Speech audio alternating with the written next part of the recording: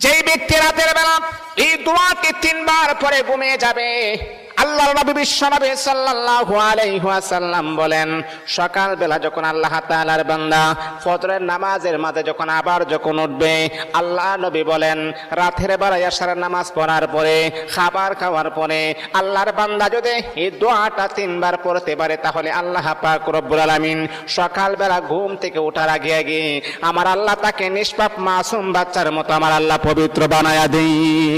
দোয়াটা সবাই আমরা জানি, আমরা সবাই কিন্তু দোয়াটা জানি, কিন্তু আমরা আমল করি না। দোয়াটা হলো আস্তাগফিরুল্লাহাল্লাযী লা ইলাহা ইল্লা হুয়াল হাইয়ুল কাইয়্যুম ওয়া আতুবু ইলাইহি লা হাওলা ওয়ালা কুওয়াতা ইল্লা বিল্লাহিল আলিয়্যিল আযীম। 3 বার যদি আপনি পড়তে পারি, ইনশাআল্লাহ আল্লাহ পাক রব্বুল আলামিন আমার আপনার জীবনের সমস্ত গুনাহগুলোকে আমার আল্লাহ ক্ষমা করে দিবেন।